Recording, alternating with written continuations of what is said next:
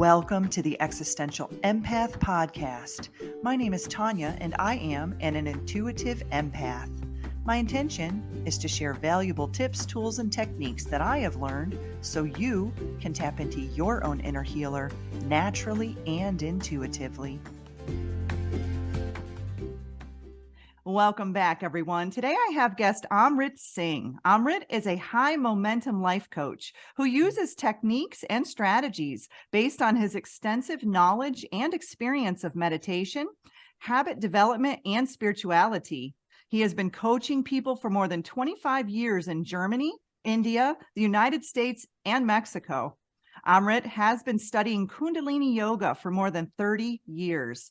His true passion is assisting people through one-on-one coaching, helping others figure out what they want most in life, and then guiding them toward creating a new successful reality for themselves. Welcome, Amrit. It's so exciting to have you on the show today. Well, thank you so much for having me.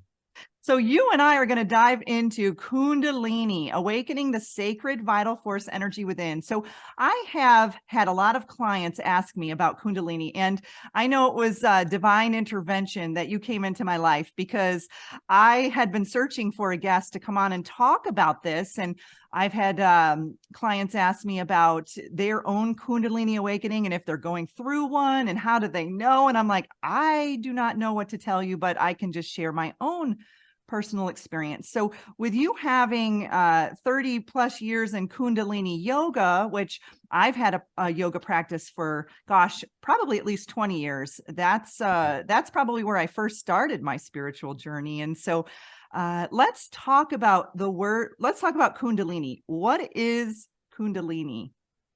Yeah, I would start by Kundalini is just a word which kind of stuck. And so that's a word describing something which our human bodies are capable of achieving. And now we're calling it the Kundalini energy rising. You could also call it something else. And many other traditions are calling it different things, and they don't refer to it as the Kundalini.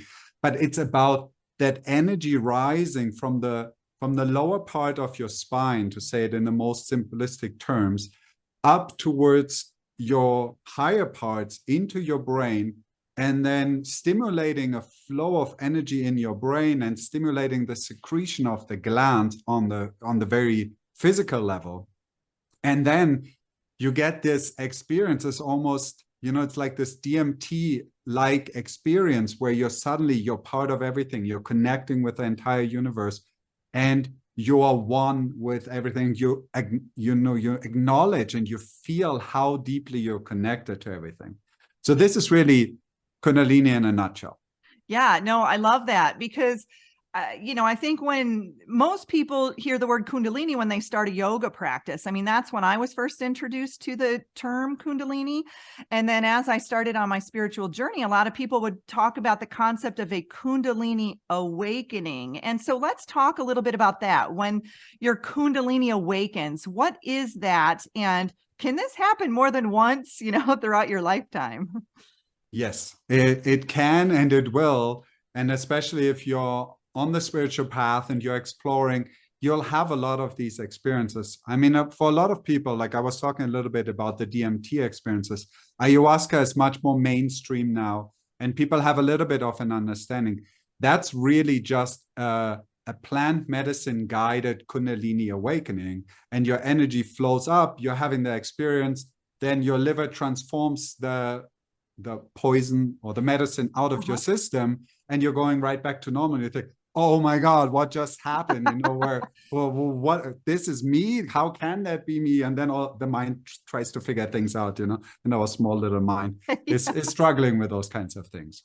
Yeah. And so I've had people tell me that, because we can produce DMT in our body through our breath. Can you share a little bit about that and how we can activate what are some ways we can activate our Kundalini, I guess?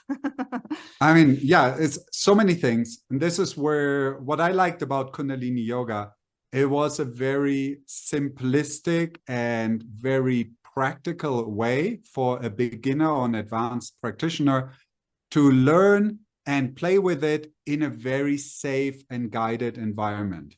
And so that's what I like about Kundalini Yoga. It's when you open a book with kriyas with Kundalini Yoga in it, it's very specific. It says, do this for 3 minutes, do this for 2 minutes, then breathe like this, and lie down and relax like this, and do a meditation. And it's designed to facilitate a smooth and safe way of allowing the Kundalini to rise, rather than forcing it up your spine. What we do in the practice of Kundalini Yoga is we're kind of, opening the pathways, opening the highways for that energy to travel. It's like when you got a lot of traffic going from LA to New York, and you have this tiny little road, right? And then you're trying to get all that traffic channeled through there, or you're building this big 6-lane highway. So then when this big flow of energy comes to the big highway, now suddenly the road is prepared and it can maintain the flow of energy. And you don't get this feeling where you're thinking like, oh my God, I feel like my head is on fire, or I'm getting completely overwhelmed and worn out from this experience. So we start kind of on the opposite side. The whole goal is not on Kundalini rising, even though that can happen at some point, but the goal is to build those highways that when the Kundalini rises, which is really just a question of time when you go deep into your practice, it actually has a path to travel, and you feel amazing, and you can sustain it, and you can hold it. Yes, because, for me, I think I just went balls to the wall with it, and it was like Niagara Falls through a straw, and so it got stuck in my sacrum, and it lasted for a couple of months. I had to really move through that energy to move it out. And I was diving into healing emotions and healing my body and healing my diet and healing all of this. And then finally it was able to move through, and that was an intense experience for me, but I did not even at the time, I didn't even know what was happening. I didn't understand that I had awakened my Kundalini, and it was just causing such severe pain in my, in my hips, my lower back, my sacral, root and sacral area, that I was kind of forced to just sit with it and feel its presence, and kind of listen to my body, the guidance of my body, and say, all right, Tanya, you got to move through some emotions here. You need to, allow this energy. You need to clear your channels or your road. Like you just talked about, I needed to work on my meridians, my chakras, it really guided me into an energy medicine practice where I was just learning about all of the different, channels within our energetic system. And so, I think it's funny how when we activate the Kundalini, it takes us all on these different journeys. And so, can you talk a little bit about that? How can someone recognize when their Kundalini has been activated? It's a funny one, because the Kundalini is activated in all of us. When we were born, when we were little kids, this flow of energy is very natural. And so then over our lifetime, we condition ourselves to deactivate that flow, because suddenly it's not so convenient to say what comes out of your mouth, to express your emotions as they come along. Your parents tell you and your teachers tell you, and you have to sit still, and you can't just stand on the table and scream out loud in the middle of class because you're excited about something which you just had a breakthrough in your learning, right? So it's this, so we're conditioning ourselves to close and control things. And this is like the worst thing you can do to your chakras, right? When you try to control these flows of infinite energy, things just backfire. And you're trying to force something which is meant to go on a 6-lane highway through a little straw. And then guess what's happened to that poor little straw, right? And to you and to the traffic and to everything.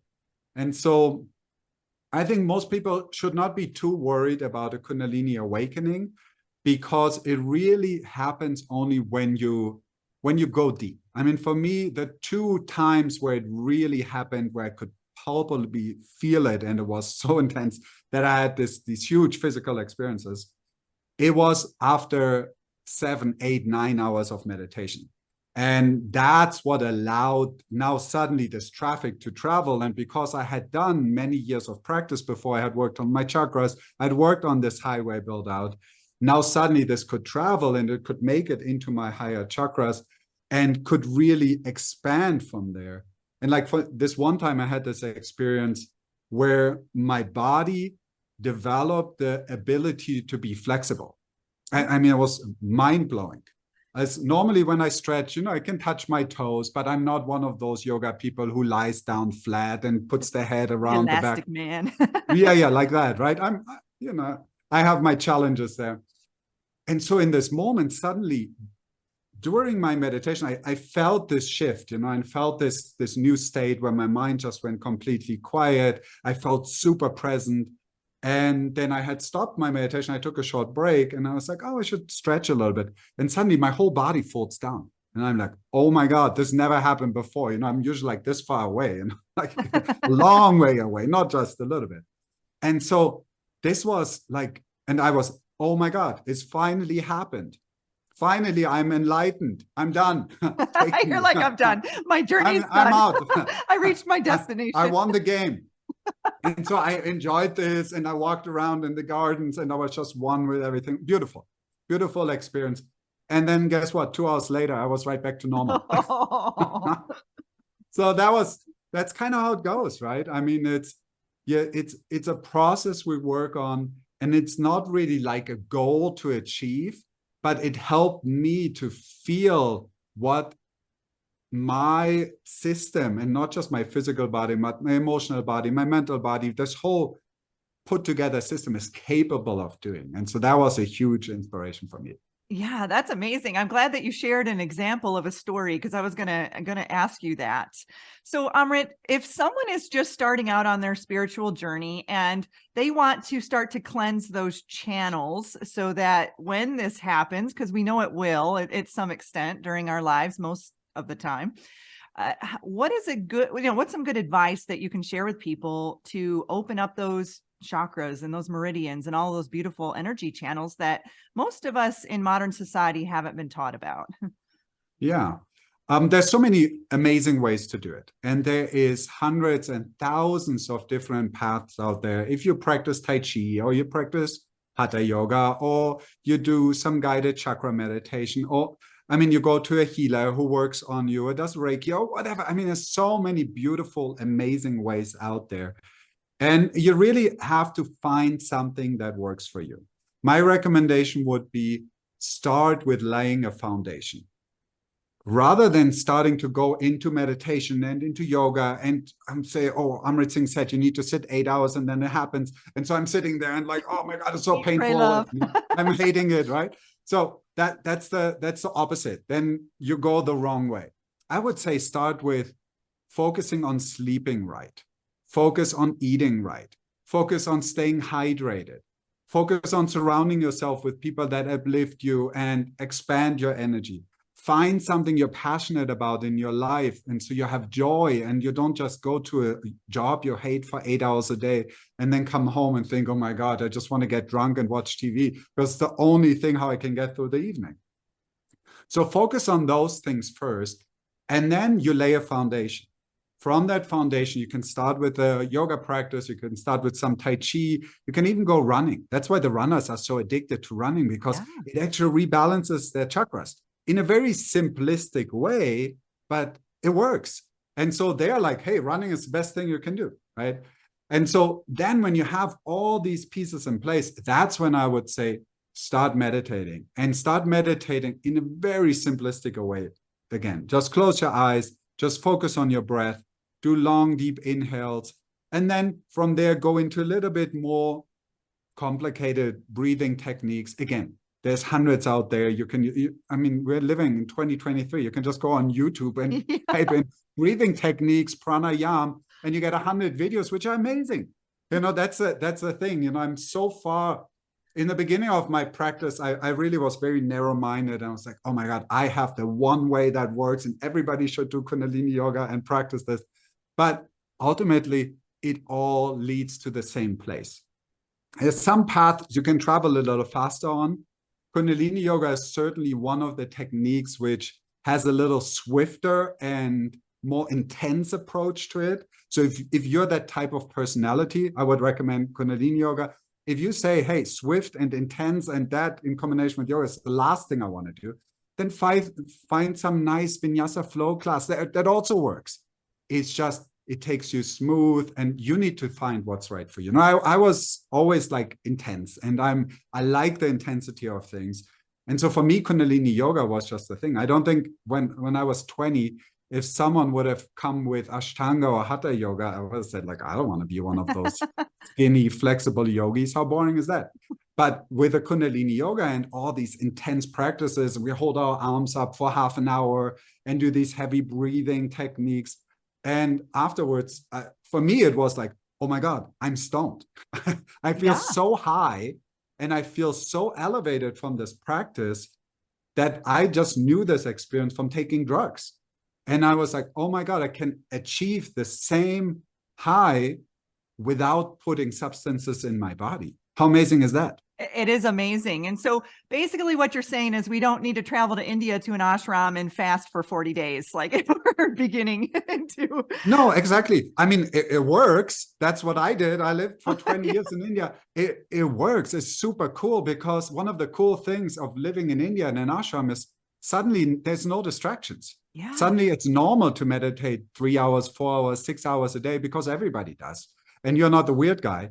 And it's normal to put something on your head or grow your beard or do these things where in the Western world, people are like, oh, wow, that's like you're interviewing Osama bin Laden today. What's going on? Yeah. You know? Or chanting. Yeah. Mm-hmm.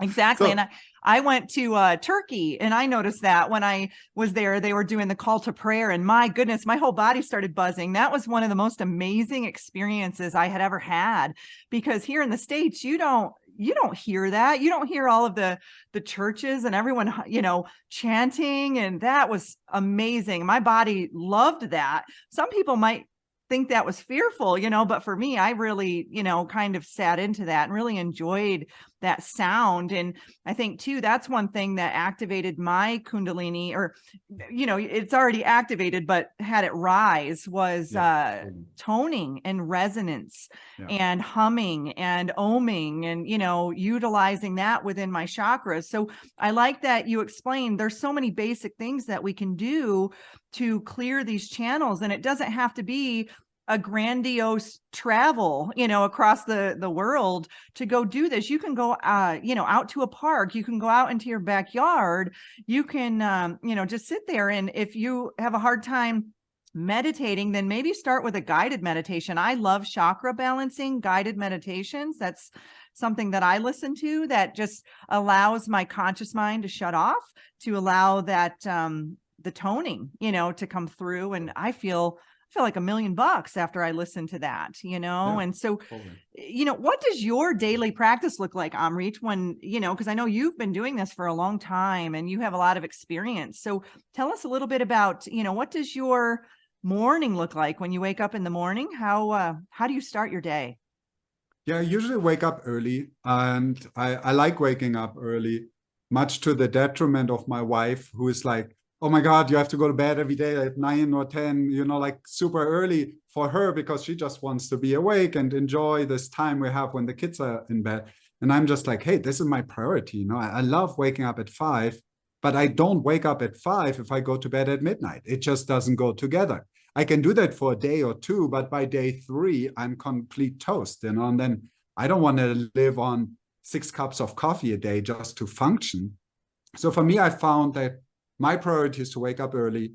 So first thing I do is I go to bed early. I do a lot about sleep. I work very specifically on my sleep over the last couple of years, and I really fine-tuned it to this very fine-tuned machine to be able to sleep right and sleep in a certain way and sleep in a way that serves me, so that when I set my alarm clock for 5 in the morning, I wake up at 4:55. That's how it has to be for me, because I've done the other thing where I only slept like 3-4 hours a night and forced myself and then meditated in the morning, and it was horrible. I keep falling asleep. Driving a car on the highway was not even possible, because every time, like 15-20 minutes into it, I'm realizing I'm like going off to the side. Super dangerous stuff. So I had to learn all these things, and I wish someone would have just told me at the time, say, focus on those things first. You want to meditate in the morning? Don't eat a huge meal with a huge piece of meat at 8:30 at night. and then wonder why you cannot connect to your body and to your higher channels at 5 in the morning and meditate, and you're feeling exhausted and tired. You drink half a bottle of wine right before you go to sleep.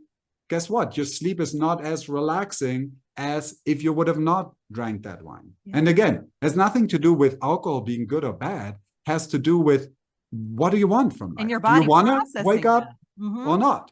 Right? Yeah. So you choose. And this is what I like about it so much, that we have the ability to make our own choices and say, like, I want to be up in the morning. So long way to answer your question. So I wake up and then I do some sound and mantra practices, which are from the Sikh tradition, which I connect with very deeply in a practical way.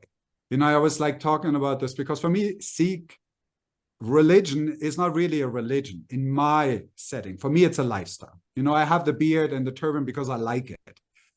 If I would not be a Sikh, I would still have a beard and the turban because it feels amazing and I love it. And you look great. So, yeah. Oh, thank you. So for me, this is really like, okay, why am I doing this? So I do this prayer in the morning, which is a 20-minute prayer, which I have a version which goes over an hour, which I really like a lot. It has a call and answer, a little bit similar to what you were talking about, the experience in Turkey, where you heard the sound current. And so I really connect with that deeply. And I like connecting with the sound current because it allows my mind to be there in a matter of seconds. Yes. And this is really like a thing which I learned. The difference between me being a meditator for 30 years or someone who's been meditating for 3 days is not even how deep can we both meditate. It's how quickly can we get all this other stuff out of the way to reach that point. Yeah. And so for me, I learned that when I have a regular practice, I can get to that point in minutes or in seconds, which at other times in my life where I wasn't as regular with my practice, it would take me half an hour to get there. And when you commit to a half an hour practice and you kind of touch that point in the last minute, that's amazing. But at the same time, it's like, oh, bummer, I wish I could meditate for half an hour, not done 29 minutes of thinking about what I should be doing and why am I sitting here, or what's the cat doing in the kitchen, or with one eye looking around on the time, how much is left, all these distracting things. Yeah, it's so funny because, I'm like that too. I think that's why they call it practice, right? It's just like anything. If you're learning an instrument, you're learning a sport, you're practicing yoga, the more you do it, the better you get at it. And you start to recognize, okay, if I do this, then I'll get there quicker. And, one daily practice that I love, it's called Sata Nama. I don't know if you've heard of it, but you do Sata Nama Sata. I love that because what it's doing when you're using your fingers and the chanting, you're resetting the neurotransmitters in your brain. So you're using both sides, of the brain. And it's funny because when I'm doing that, it's almost like my conscious mind is busy and it allows my subconscious to come forward. And I've had so many breakthroughs or downloads of information come through just doing that simple satanama. And there's one on YouTube that they chant it and I listen and I speak it. It's amazing. It's one of the top 3 meditations in Kundalini Yoga. That's probably one of the first ones that I learned and I started, and I still do that to this day. That was probably 20 years ago. I learned how to do that. And because you say it and then you whisper it and then you just say it in your mind and then you go back to whispering it and saying, oh, it's fascinating. But that's a simple one for beginners. And I just wanted to share that because when I started on my journey, that helped me. And that helped me turn off that, the monkey mind or whatever you want to call it, that conscious. Or just keep it busy. That the Satanama is really designed to keep your mind engaged. You have a lot of stuff going on and the mind is like, okay, I can do this. And it like almost maxes it out. So the meditating happens as a side effect. Because Absolutely. True meditation for, when you're really at an advanced level is really just to be in complete peace, be quiet, have your eyes closed and just be. But that's not where we start. No. That's the ultimate outcome. That's a place to get to. And even for me, this is the place I get to after 5, 6, 7 hours of meditation. And then comes a point where especially when I meditate with a mantra over longer periods of time, where the mantra just stops, not because my mind wants to stop it, but because everything goes quiet. And that's when I enter deep meditation. But you Oh, can't start there. yeah. So you need these tools to really get you in there and motivate you and make it a reality. Absolutely. And so, Amrit, how can a spiritual practice help make someone a better person? I know for me, it helped relax and calm my central nervous system because I was working in a healthcare field for nearly 20 years, high stress, high pace, trauma environment, and my entire body was go, go, go. And so I was introduced, I would do yoga, at this time, but then I started to really dive deeper into my meditation practice. And so, from the people that you coach, what are some of the benefits that you see from people starting a spiritual practice? Yeah, I would almost start a point before that, because one of the biggest issues we have as human beings is that we believe everything we think.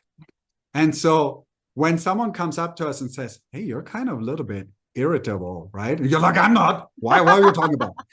Oh, well, that's like, what a outrageous. And I love that Snickers commercial, are you hangry?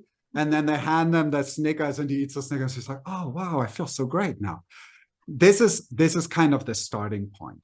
First, you have to recognize that you're out of whack. Mm-hmm. And if you don't have kind and caring people around you who will feedback that to you and help you, hand you that Snickers, or just say like, hey, maybe it's a good time for you to go do your meditation Go right take a now. nap. You're like, what are you telling me? Right? So it's this is the first step. First, you have to connect these points. And then you have to say, when I walk around and I think I'm surrounded by assholes and my dog is an asshole too, that's probably the point where That's probably a I'm good like, reflection that I'm an asshole. yeah, possibly, because obviously I don't believe it, because obviously I'm right, but that's usually, for me, that's how I measure it. And so when I come to this point where I can get my mind to say I am off, and that's when I can go inside and start my breathing practice and start my meditation practice and start my yoga, or go for a walk or go for a run, or just take care of myself in a way where I create space for my body to recalibrate by itself. And then suddenly I come back in the same situation and I'm thinking, wow, all these people improved so much in the last hour. And my dog got better too. This is amazing. So this yoga stuff works. Yeah, it does. And, So this is it's how good I that you can look motivate at people. that, because you're like, okay, everyone around me seems irritated and irritable. I've got to take a step back and look at my energy. What energy am I putting out into the world right now that is creating everyone around me to be irritable? And, it's really just, expanding your consciousness around that and having a deeper understanding that our energy is powerful and what we put out into the world comes back to us, and so let's talk a little bit about your business and how you coach and, the types of things that you help people with. Well, so what I do mostly is I focus on one-on-one coaching, and the clients I take on over a period of minimum of 6 months. Sometimes I take them on for a year, and we set up a schedule where over that 6-month period, we meet every 2 weeks and we really stay focused on where we want to go. So that's kind of the framework. And then in addition to that, I'm available for my clients, because I find that, after you have a session with someone and then 2 days later, they implement these newfound ideas, and then they have to wait for 12 days till they have you on the phone again. So I'm available for my clients in this way. So I also only take a limited amount of clients on, because that allows me to be fully present and serve them in the highest way possible. So you offer remote sessions for people? They don't have to physically be there where you I do everything remote. Okay. Since Zoom came along during Me COVID, too. I realized, oh my God, this is amazing. This just works as well, even better, because it allows my client not to have to sit in a car, not to get distracted. They can do it from their home. They can do it in the lunch break, from the office or whatever. And really, this connection in real time through Zoom is, we as human beings, we have this capacity to connect with each other. Mhm. And I can connect to you sitting all the way, like, 2,000 miles away from me, by seeing you on the video feed, by hearing you. Those are just two tools, right? We could do this without the video and without the sound, and we could still connect. Yeah. Because as human beings, we have the capacity to do so. So having the video and the sound is really just a tool to do that with ease. Yeah, I love that. I'm very similar to you. I do all my sessions remotely, and my friends will joke because I'm like, I'm pretty good without physically seeing people, because all day I'm on podcasts or I'm connecting with clients, and I feel my tank is getting full with connection. And so we are moving into a new way of living, I feel here on the planet. And, don't underestimate the power of connecting through virtual, just like you and I are right now. And I think it's all energy, right? We're all energy based. And so we can connect. It's like a Bluetooth.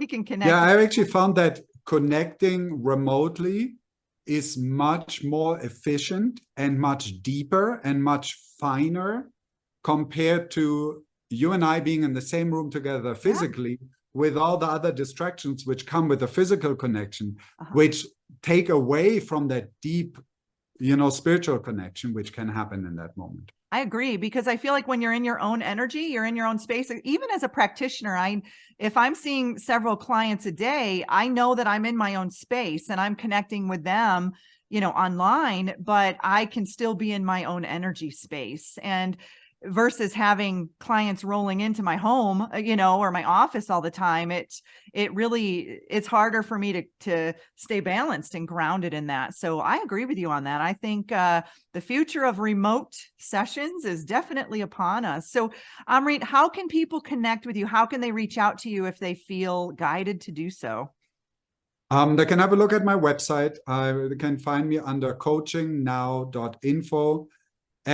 But the much more fun way to reach out to me is through TikTok, because I started working with TikTok about a year ago, and I love it. I really, I never connected with Facebook and Instagram. I think it had to do with that I was living in India, kind of under a rock somewhere. And so I wasn't so involved in that.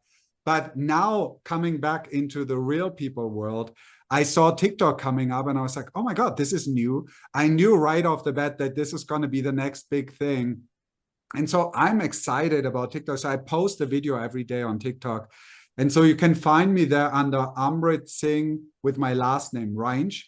And I have two accounts. The second one is at Whole Self Recovery. That one is a little bigger, but the one where I post every day is the Amrit Singh Range, on TikTok. So find me there and follow me and leave comments and send me DMs. And I love interacting with the people who leave comments on my videos. And I just love the exchange. It's like such a beautiful and kind community on TikTok, and so different from what we unfortunately got used to with the Instagram culture, where every photo has to be perfect, the lighting has to be perfect, the background has to be perfect, and people are tired of that. Yeah. I'm tired of it. No, I'm right there with you. I just deactivated my Facebook account for a little bit because I was like, I'm not resonating with this anymore. And I'm primarily Instagram, but I haven't dabbled in the TikTok arena yet. But dabble in it. It's so much fun. Is it? It's so much. And the thing with TikTok, the one thing I have to say though,